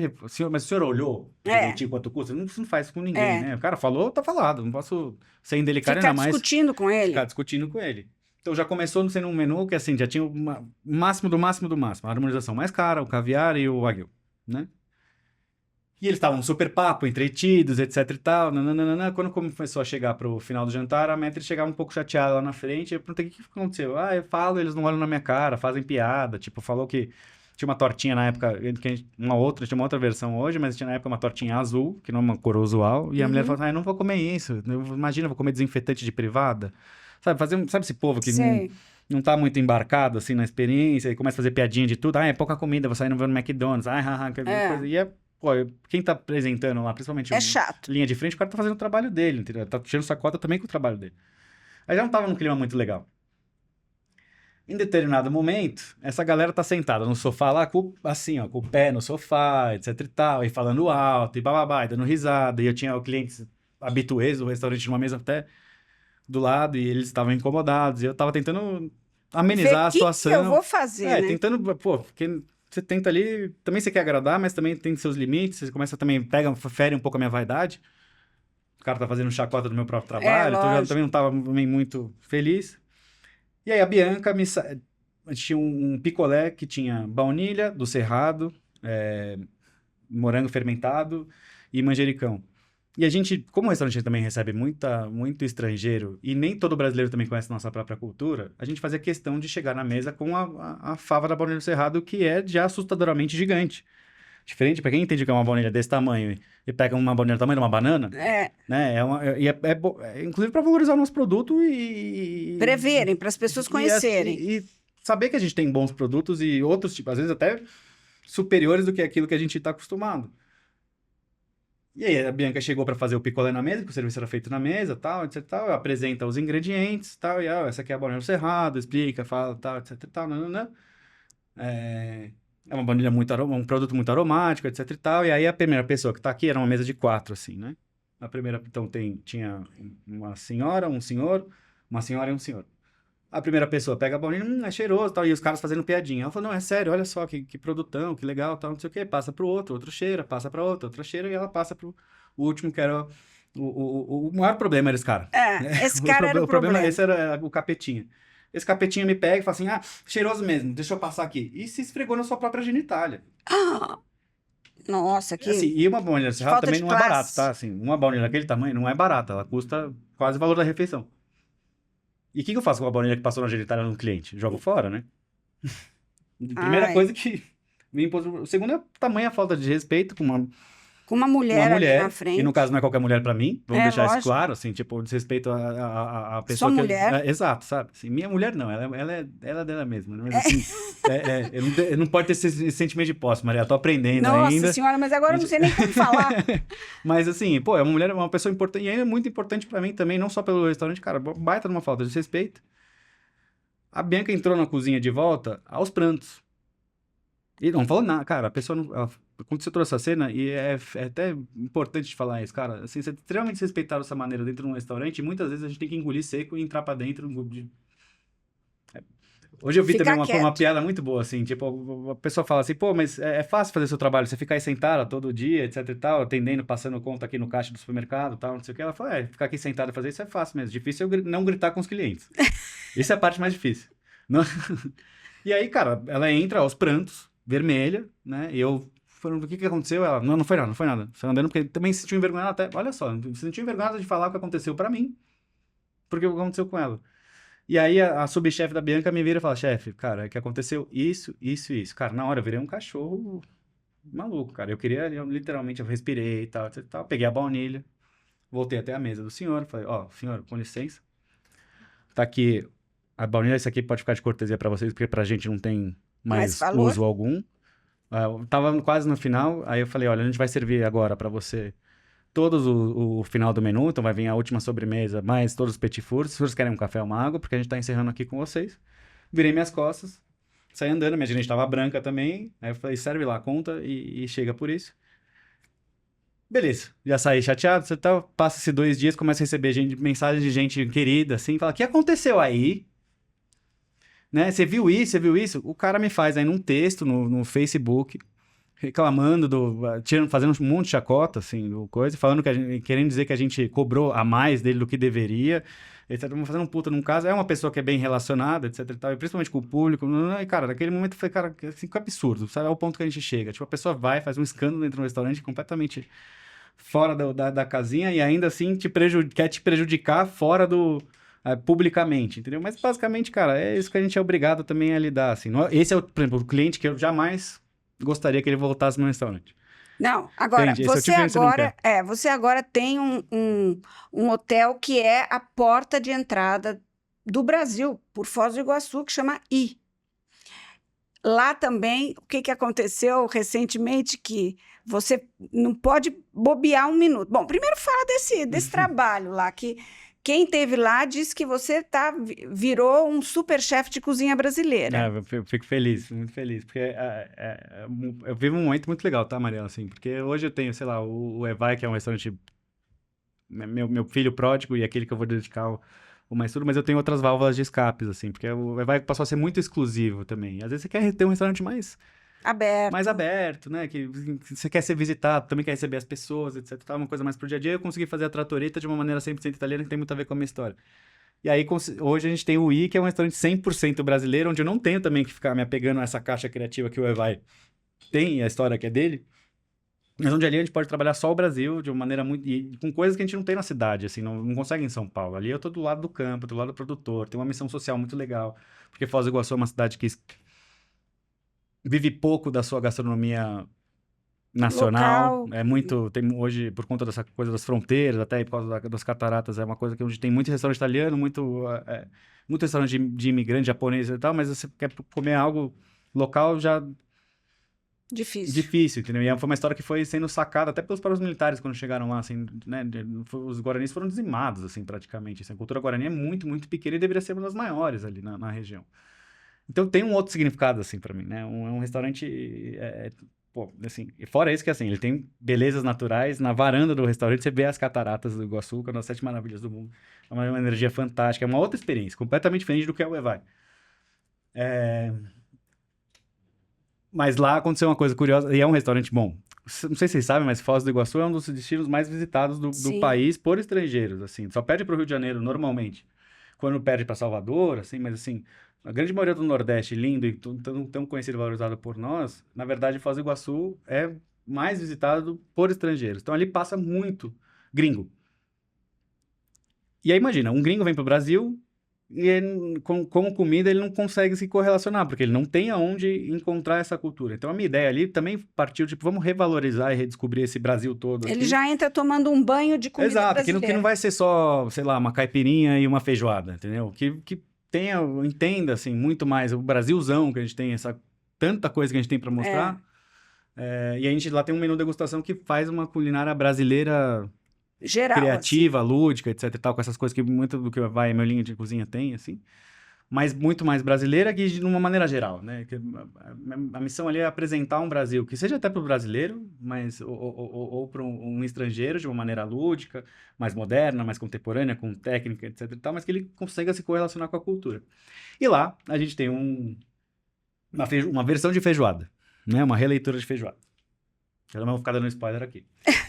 Mas a gente tem esses cartõezinhos, esses desenhos Você fez que eu lá gosto também de os fazer. cartõezinhos. E pra lá a gente também tem eu também tenho essa lógica. Porque eu acho que isso também deixa o serviço mais leve, né? Porque você não tem que ficar explicando pro cliente. E no menu degustação isso custa muito, sabe? Você interrompe várias vezes, tempo, enche o saco, etc. Então aqui é meio que ter uma ilustração Que já se auto-explica. que já se auto-explica, ou te desperta uma curiosidade para se você quiser ler, você lê. Se não, cara, assim, o prato é uma feijoada, ponto. E tá tudo bem, não precisa de mais explicações. O prato fala por si só também. Mas lá tem um cartãozinho que tem um desenho de A feijoada. de uma mulher e tal, né? E embaixo tá escrito feijoada is better than cassoulet. Porque tem essa missão da gente resgatar os nossos valores também, né? Mas é uma brincadeira. Porque, Mas é uma assim, brincadeira, não uma piada. obviamente que É um cartoon. pode ser digamos. melhor pra mim, como pra você pode não ser, e tá tudo bem, assim, gosto, né, não se discute a começar, mas é uma brincadeira, uma provocação de bom tom, porque nunca jamais pensei que eu fosse ofender alguém com isso.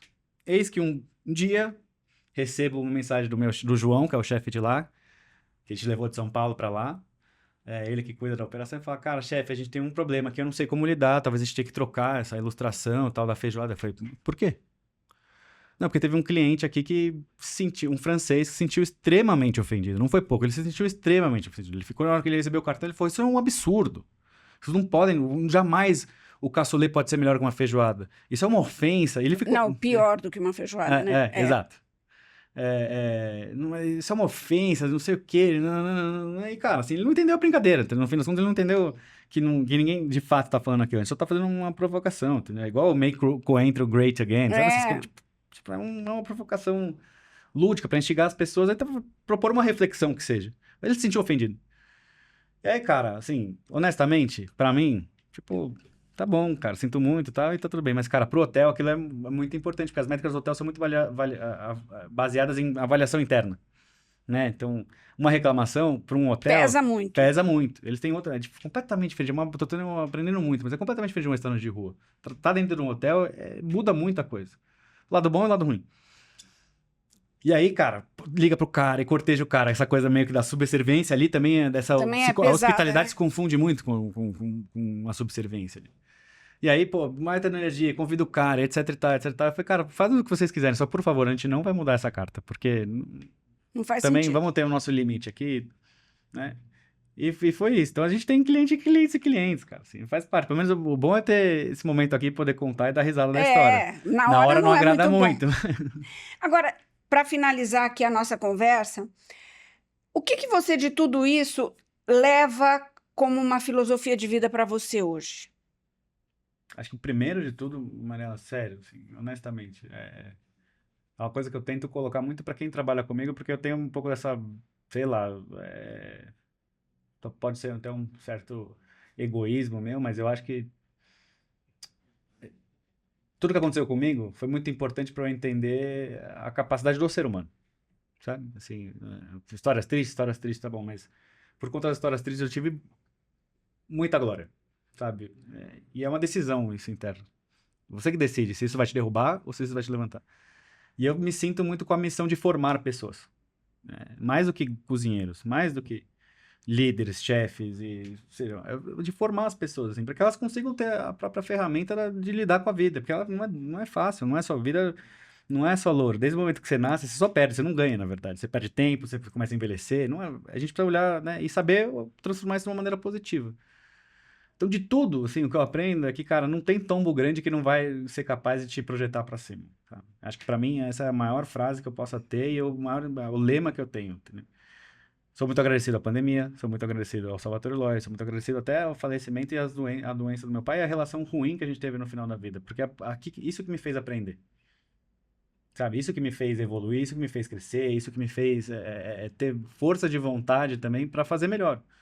Então, eu tenho um pouco disso e eu tenho essa missão de me identificar e ter uma certa empatia com a galera que trabalha comigo quando encontra uma dificuldade, acontece alguma coisa, de reforçar que, cara, daqui pode acontecer uma coisa muito boa. Tem, cara, crises, elas são incríveis porque ela tem a capacidade absurda de te promover grandes mudanças para o bem. Não teve... Os maiores avanços da humanidade vieram por conta das crises. Para e pensa, né? As guerras, etc. Cara, o que isso não desenvolveu para a gente como humanidade? Não só em relações, mas também como... Pô, a própria comida evoluiu muito por conta das grandes guerras, etc. Então, essa é a mensagem maior que eu sempre tento passar e um pouco também essa coisa minha de querer ser uma referência. E, cara, o maior orgulho que eu tenho, por exemplo, são os profissionais que passaram no EVAI e hoje tem seu próprio negócio, a sua própria história, etc. Quem são alguns aí que você lembra? Cara, o primeiro, assim, mais recente, que hoje, né, é o Iago do Jacó. Muito legal. Esse menino, era um menino que eu me identificava muito também com a história de vida, etc e tal, e eu tinha muito carinho.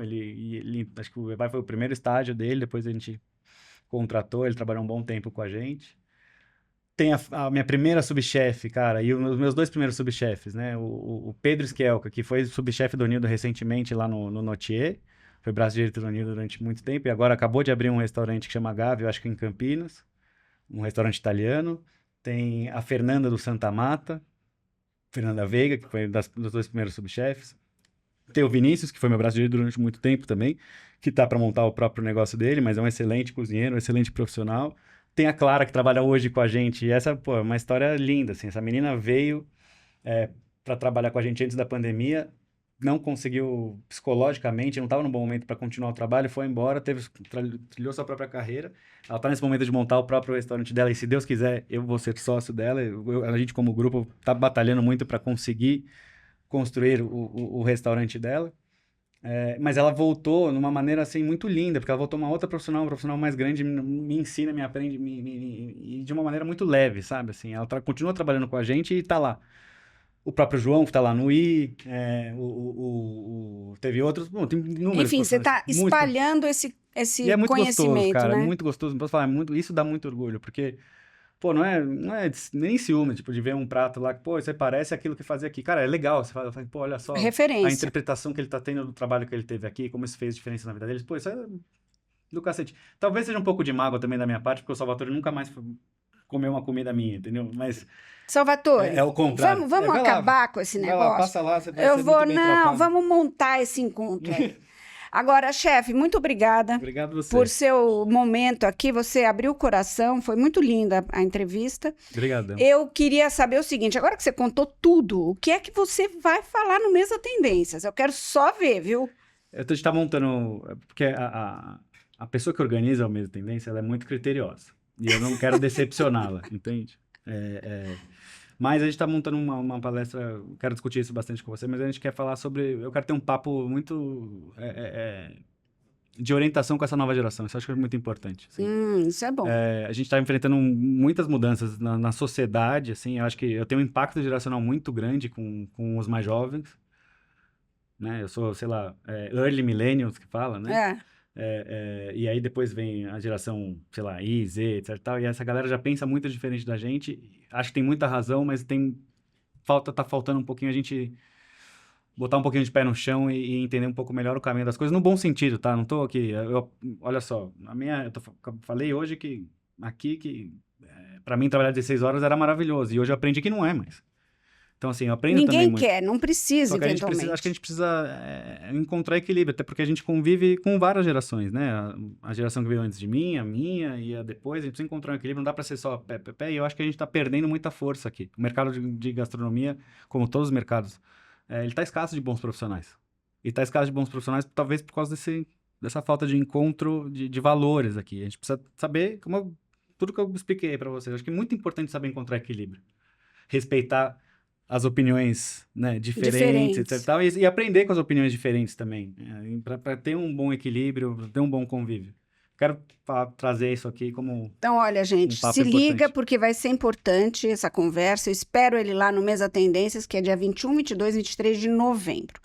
Luiz, muito obrigada. Gostaria, com todo respeito, gostaria também de deixar claro aqui, público, que eu gostaria muito que Mariela intermediasse uma mesa redonda para falar também sobre crítica gastronômica. É verdade, uma promessa, vou fazer isso. Muito legal. Vou fazer. Deixar isso claro aqui. É importante, não é um convite, né? é uma cutucada aqui. Certo, uma missão, já virou uma missão. Que eu acho que são dos assuntos a serem falados também, isso talvez para vários podcasts. Luiz, obrigada, viu? Mariela, obrigada pela entrevista e boa sorte, sucesso, que eu já sei que você já tem, vai ter muito mais. Obrigado.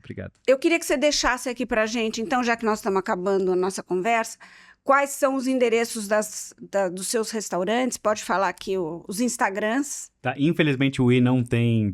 A gente está trabalhando nisso, porque corporativamente ele está batalhando para ele ter uma rede social só dele, mas se alguém quiser, tem Belmonte Hotel das Cataratas, que é onde...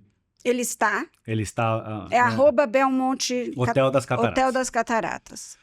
A minha é @Luiz Felipe, com I depois do F. E com Z. Com Z. O Evai é Evai_SP.